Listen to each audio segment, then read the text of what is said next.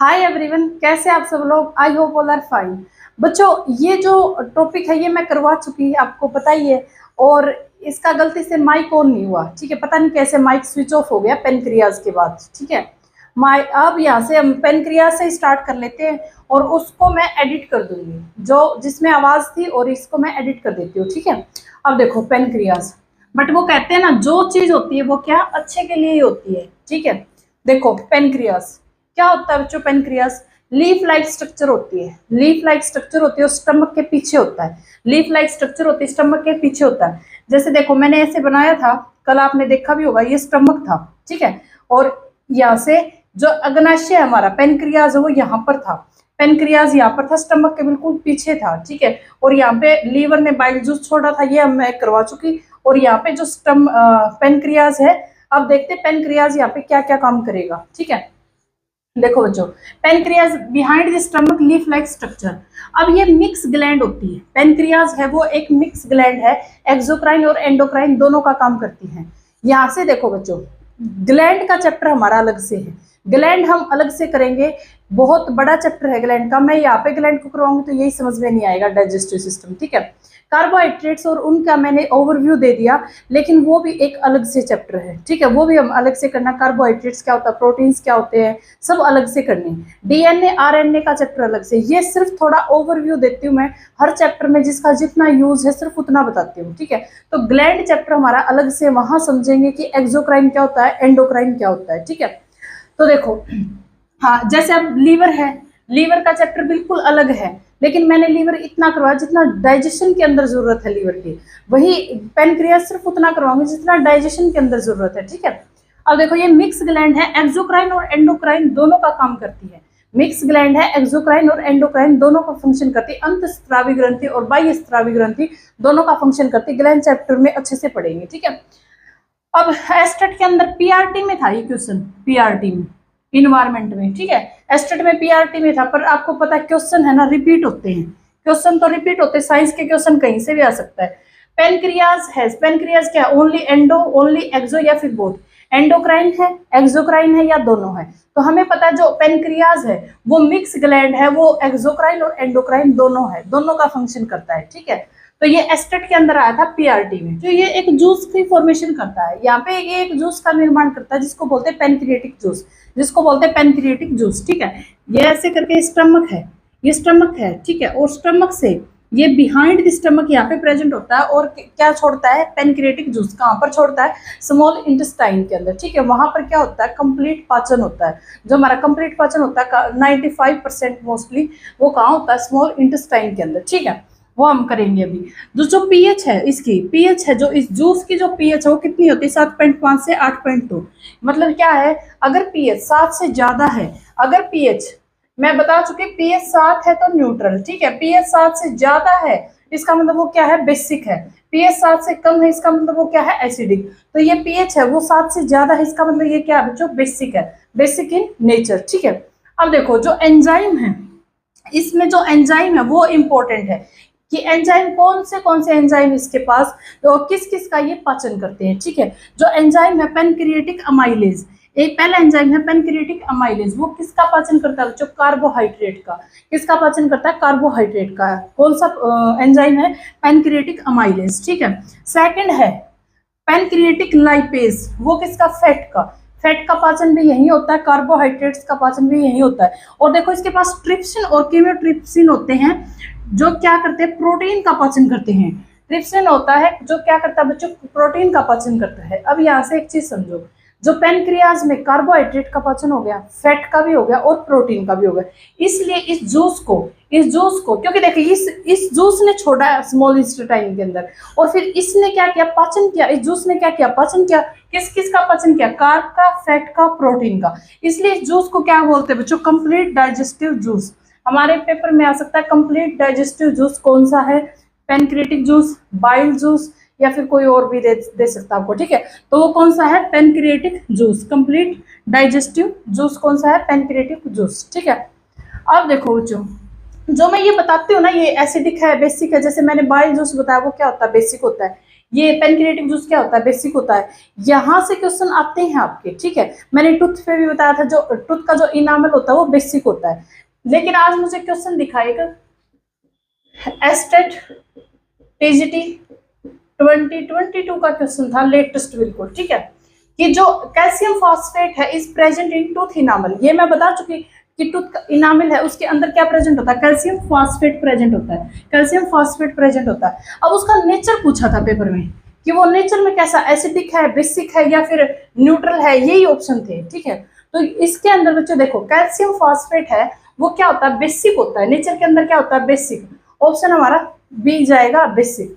अब थोड़ा सा इसको डिटेल में बता देती हूँ क्योंकि पेपर का क्वेश्चन आया हुआ है कि बेसिक क्यों है। ये जो कैल्शियम फॉस्फेट है, कैल्शियम फॉस्फेट है, ये किससे मिलकर बना है, कैल्शियम फॉस्फेट है ये किससे मिलकर बना है, कैल्शियम हाइड्रोक्साइड और फास्फोरिक एसिड, कैल्शियम हाइड्रोक्साइड और फास्फोरिक एसिड से मिलकर ये बना है, ठीक है। इन दोनों से मिलने से क्या बन गया, कैल्शियम फॉस्फेट, कैल्शियम फॉस्फेट। और यही प्रेजेंट होता है हमारे टूथ के अंदर, कैल्शियम फॉस्फेट ही प्रेजेंट होता है हमारे टूथ के अंदर। इसकी कंपोजिशन क्या बच्चों, कैल्शियम हाइड्रोक्साइड और फास्फोरिक एसिड से मिलकर क्या बनाया है, कैल्शियम फॉस्फेट, ठीक है। अब बेसिक कोई चीज कब होती है, बेसिक कब होता है, जब स्ट्रॉन्ग बेस और वीक एसिड, स्ट्रॉन्ग बेस और वीक एसिड आपस में कंबाइन करें तब क्या होता है, बेसिक इन नेचर। देखो स्ट्रॉन्ग बेस और वीक एसिड, बेसिक के लिए कंडीशन क्या, बेस क्या होना चाहिए स्ट्रॉन्ग और एसिड क्या होना चाहिए वीक, तब क्या बनाएंगे, बेसिक बनाएंगे, ठीक है। ये ज्यादा है तभी तो ये बना है बेसिक, ठीक। हाँ देखो बच्चों नेक्स्ट हमारे पास small intestine, next small intestine. नाम तो इसका स्मॉल है पर ये लॉन्गेस्ट ऑर्गन है, नाम स्मॉल है लेकिन क्या है, लॉन्गेस्ट ऑर्गन है अपनी बॉडी का, सबसे लंबा ऑर्गन है अपनी बॉडी का, जिसकी जो लेंथ है 6.2 मीटर से 7 मीटर तक इसकी क्या होती है बच्चों, लेंथ है, ठीक है। 6.25 मीटर से 7 मीटर तक लेंथ होती है इसकी, ठीक है। अब देखो ये जो हमारी स्मॉल इंटेस्टाइन है इसके 3 पार्ट होते हैं, 1 2 3, 3 पार्ट होते हैं इसमें, ठीक है। जो फर्स्ट पार्ट है बच्चों, फर्स्ट पार्ट उसको बोलते हैं डुडेनम, फर्स्ट पार्ट है डुडेनम। मोस्ट इंपॉर्टेंट क्वेश्चन यहीं से स्टार्ट हो जाते हैं आपके। डुडेनम क्या, स्मॉलेस्ट पार्ट है, सबसे छोटा है, ठीक है। ये स्मॉल इंटेस्टाइन है अपनी, इसमें सबसे पहला पार्ट है डुडेनम, ठीक है। ये क्या है, स्मॉलेस्ट पार्ट है। और ये क्या करता है बच्चों, ये जो देखो एक साइड से हमारे पास क्या आया, पैनक्रियाटिक जूस, और दूसरी साइड से क्या है, बाइल जूस, ठीक है। पैनक्रियाटिक जूस अग्नाशय से और इस साइड से लीवर से क्या है, बाइल जूस। इन दोनों को, ये दोनों कहाँ पर मिलते हैं, जो ये जूस आता है, ये जो बाइल डक्ट, मतलब बाइल जूस कहाँ से आया, बाइल डक्ट से, और पैनक्रियाटिक जूस कहाँ से आया, पैनक्रियाटिक डक्ट से, डक्ट मतलब नली से, ठीक है। एक बाइल जूस की नली थी, एक पैनक्रियाटिक जूस की नली थी। उनको ये क्या करता है, यहाँ पे ज्वाइन होती है, ये कहाँ ज्वाइन होती है, ज्वाइन हेयर, कहाँ पर ज्वाइन होती है, डुडेनम के अंदर ज्वाइन होती है। ये दोनों नली कहाँ ज्वाइन होती है, डुडेनम के अंदर ज्वाइन होती है, ठीक है। अब ये देखो बच्चों जब ये दोनों नली डुडेनम के अंदर ज्वाइन होती है तो इसी को बोलते हैं हेप्टोपैनक्रियाटिक डक्ट, इसी को बोलते हैं hepatopancreatic duct. Important, most important, hepatopancreatic, hepato means होता है बच्चों लीवर, हेप्टो का मतलब होता है लीवर, पैनक्रियाटिक, दोनों हेप्टोपैन, देखो एक साइड से थी बाइल डक्ट, एक साइड से थी पैनक्रियाटिक डक्ट, दोनों जब वो मिली, जो जिस पॉइंट के ऊपर दोनों नली मिली उसको बोलते हैं हेप्टोपैनक्रियाटिक डक्ट। अब एग्जाम में क्वेश्चन पूछा था, हेप्टोपैनक्रियाटिक डक्ट होती है उसमें कौन सा जूस होता है, पैनक्रियाटिक जूस होता है या फिर बाइल जूस होता है या फिर बोथ होते हैं, उसके अंदर बोथ होता है क्योंकि बाइल जूस भी है पैनक्रियाटिक भी, दोनों मिली कहाँ पर, हेप्टोपैनक्रियाटिक डक्ट बोलते हैं उस नली को, ठीक है। इसमें ये bile duct plus pancreatic duct दोनों मिलकर, दोनों कहाँ मिलती है बच्चों, यहीं पर मिलती है, इस पॉइंट का नाम है ये, ठीक है। अब देखो बाइल जूस ज्वाइन हो गए यहाँ पे, अब इसके अंदर है ना, इसके अंदर क्या होता है ये तो आपको समझ में आ गया होगा, कर देती हूँ। अब देखो इसके अंदर है ना विलाई होती है, मतलब जैसे ये इस टाइप से ये नली सी होती है, इस नली में कुछ फिंगर लाइक स्ट्रक्चर होती है, इस नली के अंदर कुछ फिंगर लाइक स्ट्रक्चर होती है जिनको बोलते हैं विलाई, जिनको क्या बोलते हैं बच्चों, विलाई बोलते हैं, ठीक है। ये हमारी देखो ये नली है, इसमें इस टाइप की विलाई होती है, नली के अंदर फिंगर लाइक स्ट्रक्चर होती है जिनको बोलते हैं विलाई। अब जो ये विलाई है ना बच्चों, क्वेश्चन यहाँ से बना था, ये ऐसे विलाई है, ठीक है, विलाई है, विलाई के ऊपर ये छोटे छोटे ऐसे लगे होते हैं, माइक्रो विलाई होती है, विलाई के ऊपर माइक्रो विलाई होती है, विलाई में क्या होती है, माइक्रोविलाई। और इनका काम क्या है बच्चों, ये सरफेस एरिया को बढ़ा देती है। अब हमने खाना खाया, खाना खा के हमें उसका डाइजेशन करना है, ठीक है, खाना खा के डाइजेशन करना है। अगर डाइजेशन एक तो थोड़ी सी जगह हो और एक बहुत सारी जगह हो, तो डाइजेशन अच्छे से, तो जहां सरफेस एरिया ज्यादा होगा डाइजेशन तो वहीं ज्यादा होगा। तो जो ये विलाई है, इसके ऊपर जो माइक्रो विलाई है, इनका काम सिर्फ ये है कि ये इंक्रीज करती है सरफेस एरिया को फॉर डाइजेशन, डाइजेशन के लिए सरफेस एरिया को इंक्रीज करती है, ठीक है।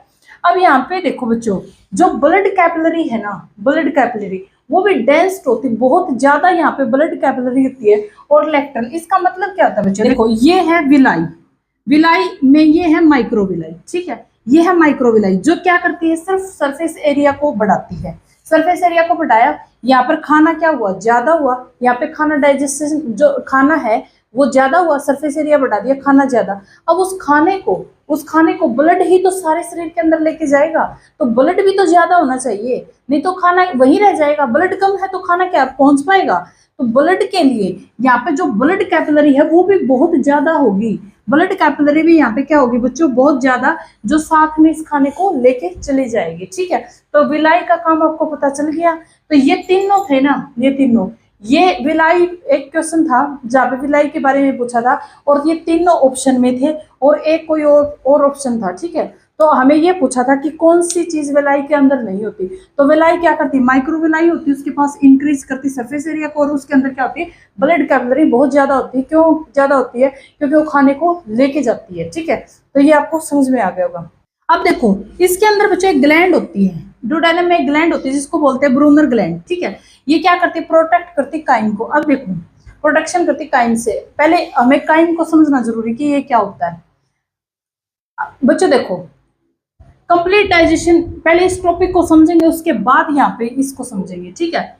हमने देखो बच्चों क्या किया, खाना खाया, फूड खाया हमने, उसको मुंह के अंदर चबाया, फूड खाया मुंह के अंदर चबाया।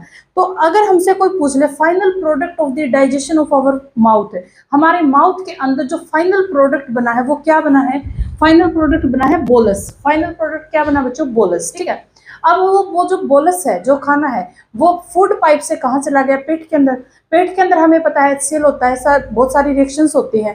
तो पेट के अंदर उस प्रोडक्ट, उसका नाम क्या हो जाएगा फिर, काइम। फाइनल प्रोडक्ट अगर हमसे स्टमक के अंदर पूछ ले तो क्या होगा, काइम, ठीक है। अब ये जो काइम है ना, ये कहाँ चला गया, काइल, स्मॉल इंटेस्टाइन के अंदर। काइल है वो कहाँ चला गया, स्मॉल इंटेस्टाइन के अंदर, और वहां पर क्या हुआ, डाइजेशन हुआ, ठीक है, वहां पर क्या हुआ, डाइजेशन हुआ। तो कंप्लीट डाइजेस्टिव जो स्टमक है, इसके अंदर जो ये काइम है, स्टमक के अंदर जो काइम है वो क्या है, उसके अंदर क्या है, वो बहुत ज्यादा एसिडिक है। स्टमक के अंदर जो काइम है वो बहुत ज्यादा एसिडिक है, ठीक है।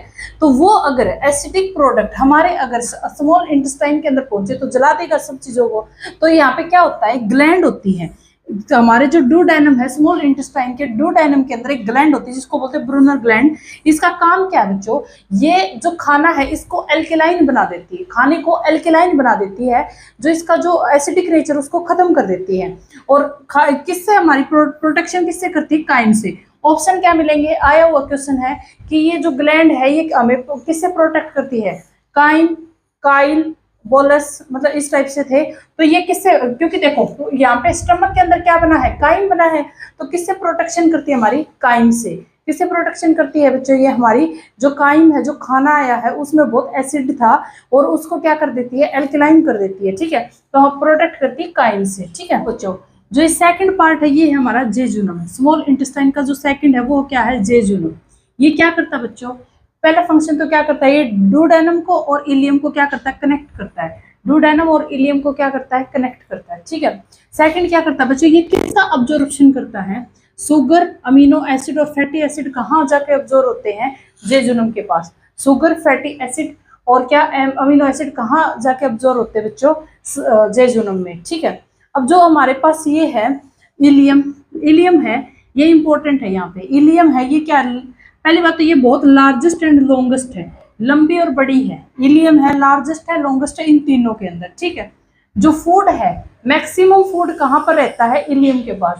Food spend most time in ileum, ileum के पास फूड है वो ज्यादा टाइम रहता है। अब्जॉर्प्शन ऑफ रिमेनिंग न्यूट्रिएंट्स, ये क्या करता है, जो बचे हुए न्यूट्रिएंट्स होते हैं, जो बचे हुए न्यूट्रिएंट्स होते हैं, जिनको ये भी नहीं ऑब्जॉर्व कर पाया उसको कौन ऑब्जॉर्व करता है, इलियम। जैसे विटामिन B12 है उसका ऑब्जॉर्प्शन करता है, ठीक है, और री ऑब्जॉर्व करता है कॉन्जुगेट बाइल साल्ट का, री ऑब्जॉर्व करता है कॉन्जुगेट बाइल साल्ट का, ठीक है।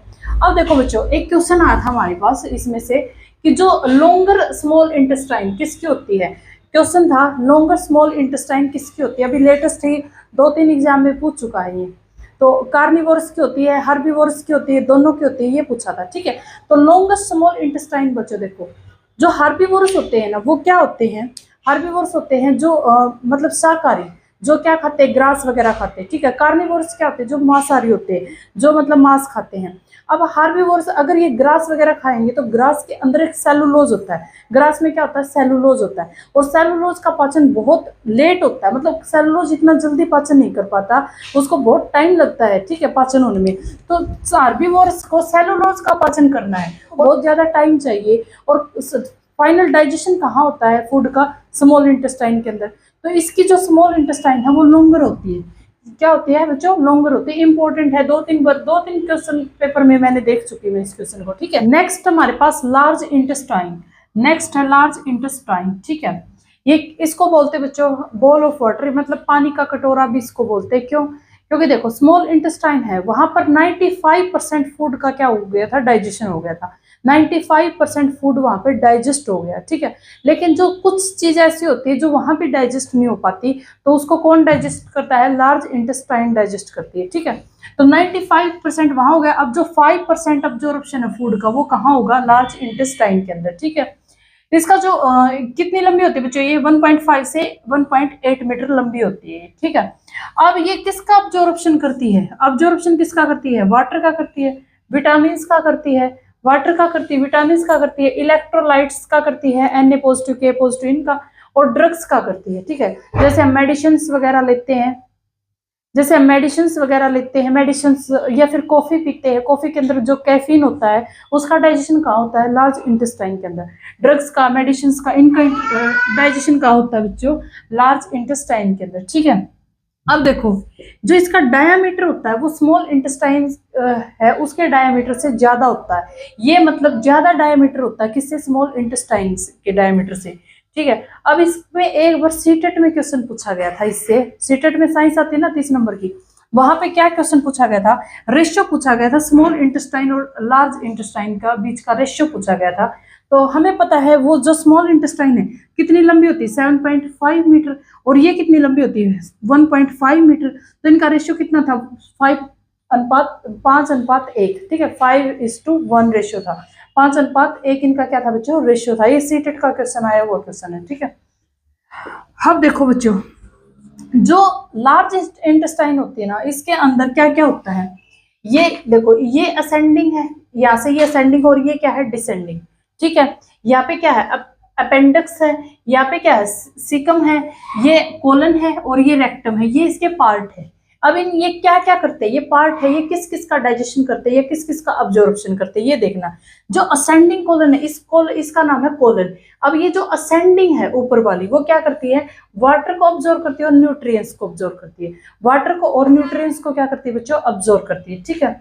और जो डिसेंडिंग कोलन है, ये वाली, ये क्या करती है, सॉलिड वेस्ट मटेरियल है, जो जहां देखो ऊपर स्मॉल इंटेस्टाइन थी उसने क्या खाना डाइजेस्ट करवा दिया, ठीक है, और जो बचा हुआ खाना है, जो मतलब जो वेस्ट है, वो कहाँ तक पहुंच गया, यहाँ से लेकर और वो यहाँ तक पहुंच गया, खाना है वो कहाँ तक पहुंच गया, यहाँ तक, ठीक है। मतलब डिसेंडिंग कोलन तक खाना पहुंच गया जो सॉलिड वेस्ट है। तो ये क्या करती है, जो सॉलिड वेस्ट मटेरियल है उसको बोलते हैं फीसिस, उनको क्या करती है, रेक्टम तक पहुंचाती है, सॉलिड वेस्ट मटेरियल को रेक्टम तक कौन पहुंचाती है, कोलन, डिसेंडिंग। ये जो सीकम होता है ना, सीकम ये वाला, ये क्या करता है, ये अब्जॉर्व करता है फ्लूइड्स का और साल्ट का, फ्लूइड्स और साल्ट को कौन अब्जॉर्व करता है, सीकम, ठीक है।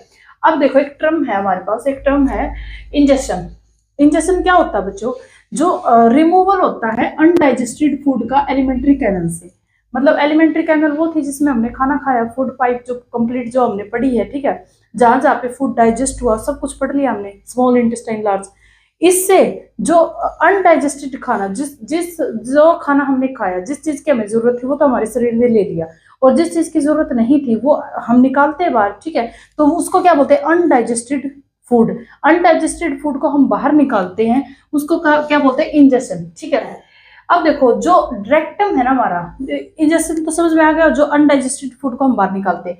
अब ये जो सॉलिड वेस्ट है, जो अनडाइजेस्टेड फूड है, वो कहाँ आ गया हमारा, रेक्टम के पास।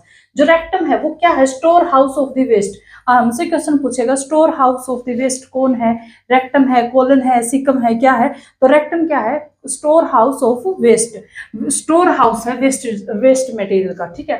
Until is time to release it, जब तक खाना हम जब तक सुबह उसको बाईपास नहीं कर लेते, तब तक खाना हमारा कहाँ रहता है, रेक्टम के अंदर, ठीक है। तब तक खाना कहाँ रहता है, रेक्टम के अंदर। और जो एनएस है ना बच्चों, ये एनएस, ये क्या है, एग्जिस्ट ऑफ सॉलिड वेस्ट, इसी से तो हम सॉलिड वेस्ट को बाहर निकालते हैं, ठीक है। इसका कोई काम नहीं, ये वेस्टिजियल ऑर्गन है, ठीक है, इसका कोई काम नहीं। यहाँ से बच्चों आपका ये चैप्टर कंप्लीट हो गया, ठीक है। मैंने पूरी कोशिश की है कि आपको मतलब कंप्लीट से कंप्लीट जितनी डिटेल देना चाहती थी मैं दे चुकी आपको, ठीक है। अच्छे से इसको कीजिए और मिलते हैं अब नेक्स्ट वीडियो में। Thank you so much.